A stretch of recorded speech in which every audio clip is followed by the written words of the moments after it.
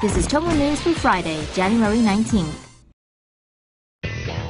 Koreas unite for the Olympics. One of the coolest things about the Winter Olympics in Pyeongchang this February is the sudden thawing of tensions between South and North Korea.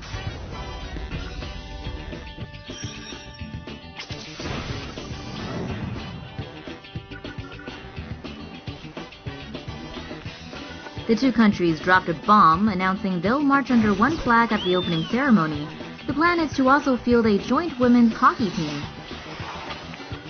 And as a beacon bonus, the North is also throwing in its 230-member all-female cheerleading squad. Pyongyang may send up to 500 athletes, cheerleaders, musicians, officials, and reporters across the demilitarized zone. North and South Korean skiers will train together at a resort in North Korea before the Games. But who's going to foot the bill?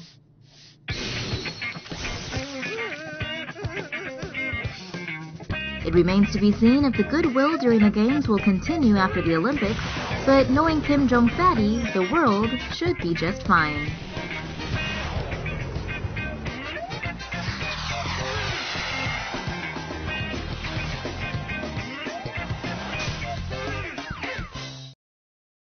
DPRK working on subsea missile barge.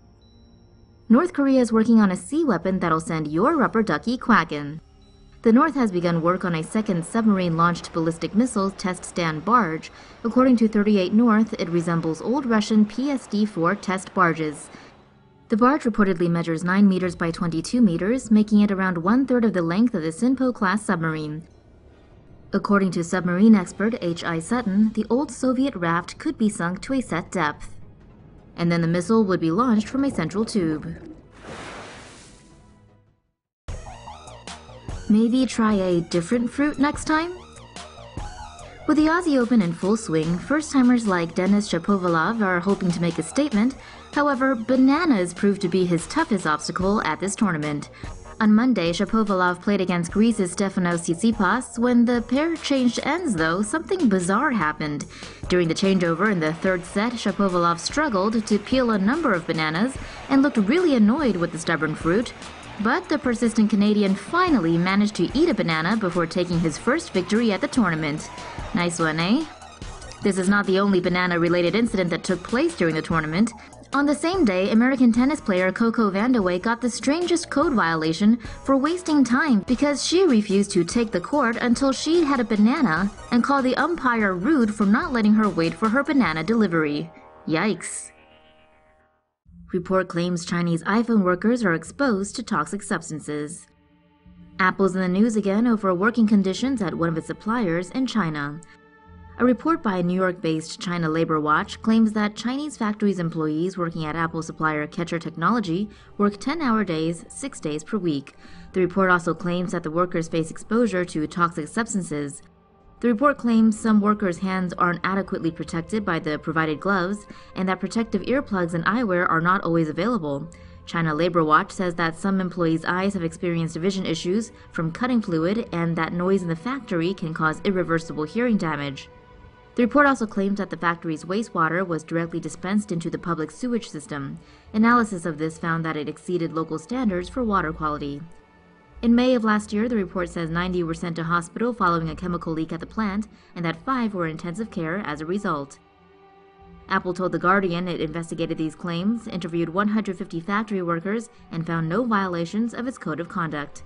The tech giant said they found that workers were provided with protective equipment and that wastewater is treated appropriately.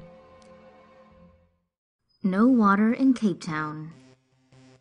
One of the biggest cities in South Africa may soon be the first major city in the world to run out of water. Cape Town is facing a water crisis and has less than 100 days before day zero on April 21st, when the water supply is expected to run out.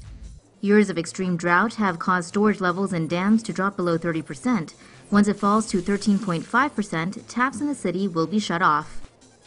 Local authorities restricted water usage to 87 liters per person per day, but after only 39% of residents complied, the limit has now been lowered to 50 liters.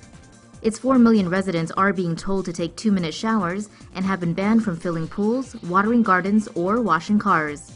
Households that go over their water allowance will also be asked to pay higher tariffs.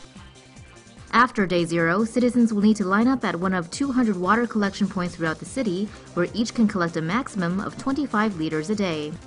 Authorities have also been looking into alternative ways to source water, like wastewater recycling, drilling into aquifers, or seawater desalination.